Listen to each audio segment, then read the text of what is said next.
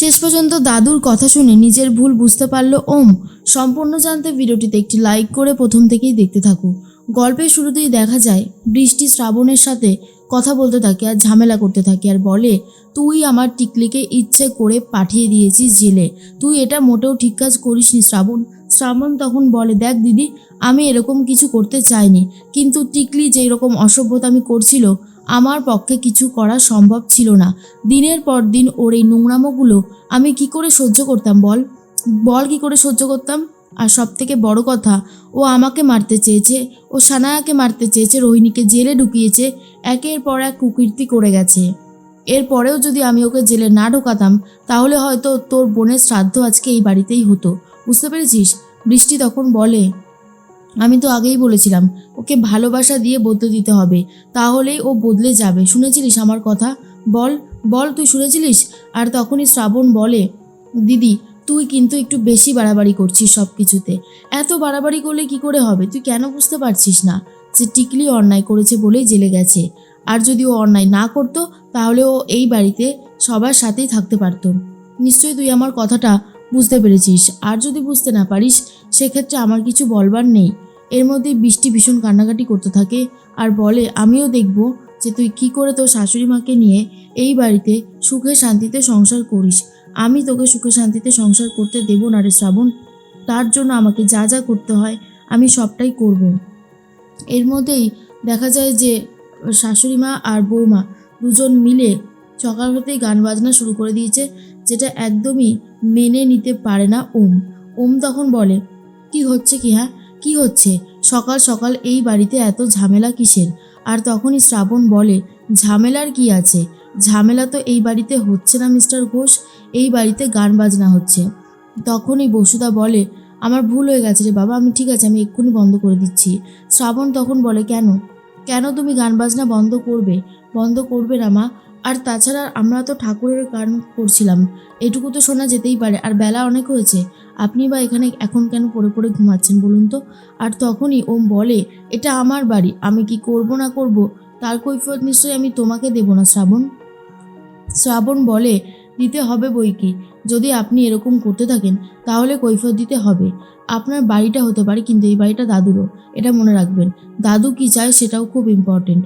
এর মধ্যেই রোহিণী তখন বলে, আচ্ছা দাদু ভাই, তুমি আমাকে একটা কথা বলবে, কি হচ্ছে এইসব বাড়িতে?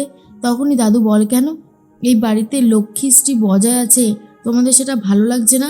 আজ কতগুলো দিন পর বৌমার গান শুনলাম, কি যে ভালো লাগলো সে আর বলার কথা না। এর মধ্যেই বসুদা তখন বলে, থাক না বাবা, এই সমস্ত কথা না হয় নাইবা বললেন, পুরনো কথা মনে না করাই ভালো। তখন দাদু বলে, কেন মনে করব না কেন? আর সব থেকে বড় কথা, তুমি তো কোনো অন্যায় করনি। দেখো নাতিবাবু, যাই হয়ে যাক না কেন, তুমি তোমার মাকে ভুল বুঝো না। দেখো, কোনো মাই চায় না তার সন্তানকে ছেড়ে চলে যেতে, কিন্তু সেই মুহূর্তে পরিস্থিতি এতটাই জটিল হয়ে গেছিল যে কিচ্ছু করবার ছিল না। তুমি একটু বোঝার চেষ্টা করো। ওম তখন বলে, কি বুঝবো? না না, আমি তো কিছু বুঝতে চাইছি না, আমার ভালো লাগছে না। আর সব থেকে বড় কথা হচ্ছে, এই জিনিসগুলো আমি মেনে নিতে পারছি না। এই বাড়িতে থাকতে হলে এরকম সাইলেন্টলি থাকতে হবে, গান বাজনা হবে না, এটা কোনো জায়গা না বা কোনো আসর না। তখনই শ্রাবণ বলে, ঠাকুর ঘরে কি গান হয় না মিস্টার ঘোষ? আচ্ছা আপনি তো এক কাজ করুন, আপনি তো বলেন আপনার বার আপনার কাছে সব থেকে আগে, তো আপনার বারে কি গান বাজনা হয় না? আপনি তো নিজেই গাইয়াদের খুঁজে বার করেন গান করার জন্য, তাহলে হঠাৎ এমন কথা বলছেন কেন? এরপর ওম আর কোনো উত্তর দিতে পারে না।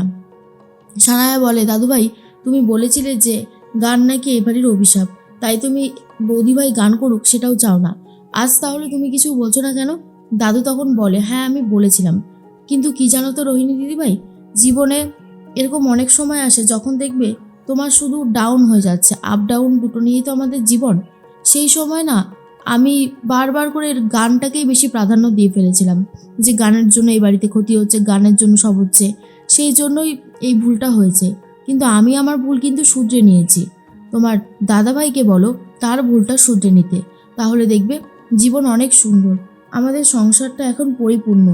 আমি অনেক কষ্ট পেতাম বসুধার জন্য, যে আমি বসুধাকে তাড়িয়ে মোটেই ভালো কাজ করিনি, কিন্তু কি করতাম? আমি তো জানতাম যে ওরা আর নেই, সেই জন্য ওদের শ্রাদ্ধটুকুও করেছিলাম। আমি জানি আমার ভুল হয়েছে, আমি ক্ষমা চাইছি সবার সামনে। শ্রাবণ বলে, দাদু তোমার ভুল হয়েছে, তুমি ক্ষমা চেয়েছো, আবার তুমি একটা নতুন মানুষে পরিণত হয়েছে, কিন্তু মিস্টার ঘোষ কথায় কথায় এই যে মাকে অপমানটা করে, এটা আমার একদমই ভালো লাগে না। একটা মানুষকে আর একটা মানুষ কত অপমান করবে, আর মিস্টার ঘোষ সেটা করেই চলেছে। তুমি মিস্টার ঘোষকে কিছু বলো দাদু। মিস্টার ঘোষকে তো বোঝাতে থাকে দাদু, কিন্তু ইনিশিয়াল সময় বুঝলেও পরে আর বুঝতে চাইছে না ওম, আর বলে আমার কিছু বোঝার দরকার নেই, আমিও যা বুঝেছি সেটাই একদম ঠিক। শ্রাবণ বলে, না মিস্টার ঘোষ, আপনি যেটা বুঝেছেন সেটা ঠিক না, আপনার কোথাও একটা ভুল হচ্ছে। কিন্তু ওম তখন বলে, আমার কোনো ভুল হচ্ছে না, আমি যা বলছি যা করছি তা একদম ঠিক কাজ, বুঝতে পেরেছো? আর সব থেকে বড় কথা হচ্ছে যে আমি এসবের মধ্যে থাকতে চাই না বলে ঘরে চলে যায়। তখনই দাদু বলে শ্রাবণকে, নাতিবাবুর মনটা তো একটু খারাপ, সময় লাগবে, তবে আস্তে আস্তে ঠিক হয়ে যাবে। আমার মনে হয় নাতিবাবুকে একটু সময় দেওয়াটা উচিত। যদি একটু সময় আমরা নাতিবাবুকে দিতে পারি তাহলে দেখবে সবটা বদলে গেছে আর সবটা খুব ভালোই আছে। তখন বসুদাও সেই একই কথা বলতে থাকে। এর মধ্যেই শ্রাবণ ঘরে চলে যায় রাত হতেই। আর তখন ওম বলে, কি ব্যাপার, তুমি আমার ঘরে চলে এসেছো? তার মানে তুমি আমার শর্তটা মেনে নিয়েছো? ম্যাডাম কি তাহলে কালকেই ঘর থেকে চলে যাবে? শ্রাবণ বলে, না, কেউ কোথাও যাবে না, আমার কয়েকটা জিনিস ছিল তাই আমি সেগুলো নিতে এসেছি। আচ্ছা মিস্টার ঘোষ, আপনি কথায় কথায় এই যে মাকে অপমান করেন, তাতে কি আপনার একটুও কষ্ট হয় না? না মানে কষ্ট হওয়াটাই তো স্বাভাবিক একটা ব্যাপার, আর আপনার যে কষ্ট হচ্ছে না সেটা ভাবতেও কেমন যেন একটু অবাক লাগে। দেখবেন যে কষ্ট পেতে পেতে না একটা সময় আপনি পাথর হয়ে গেছেন। তাই বলছি সব কিছু মেনে নিন। আজকে মাকে পেয়েছেন, আপনার দাদু রয়েছে এই বাড়িতে, সবাই রয়েছে, আর আপনার কিসের অভাব বলুন তো? মাকে যখন পাননি আগে, তখন এখন তো পেয়েছেন। ওম তখন বলে, আগে না পাওয়ার জ্বালাটা যে এতটা তীব্র সেটা তুমি কল্পনাও করতে পারবে না শ্রাবণ। যখন মাকে সত্যি দরকার ছিল তখন তো মা আমার সাথে ছিল না। তখন কেন ছিল না বলো? আজ তো আমি নিজে খুঁটে খেতে শিখে গেছি, আজ আমার মাকে সত্যি কোনো দরকার নেই। শ্রাবণ বলে, মাকে কি এরকমভাবে দরকার পড়ে মিস্টার ঘোষ? মা হচ্ছে শান্তির জায়গা। এই পৃথিবীতে কেউ ভালোবাসুক বা না বাসুক, প্রত্যেকটা সন্তানকে তার মা বুকে আগলে রেখে মানুষ করে, সারাটা জীবন ধরে ভালোবেসে যায়। আপনি হয়তো বুঝতে পারছেন না, তবে কিছুদিন পরেই হয়তো বুঝতে পারবেন। সময়টা এসে গেছে, দাদুও নিজের ভুল বুঝতে পেরেছে, আর আপনিও নিজের ভুলটা এবারে বুঝতে পারবেন। ওম তখন বলে, ঠিক আছে, দেখাই যাক না কেমনভাবে বুঝতে পারি। শোনো, তুমি এই ঘর থেকে বেরিয়ে যাও, আমার সাথে আর কথা বলো না। শ্রাবণ বলে, এই দুটো জিনিস নিতে এসেছিলাম, এইবারেই আমি চলে যাচ্ছি, আশা করি আপনার আর কোনো প্রবলেম হবে না। এরপরেই ওম ভাবতে থাকে শ্রাবণও এখন আমাকে এইভাবে কষ্ট দিচ্ছে।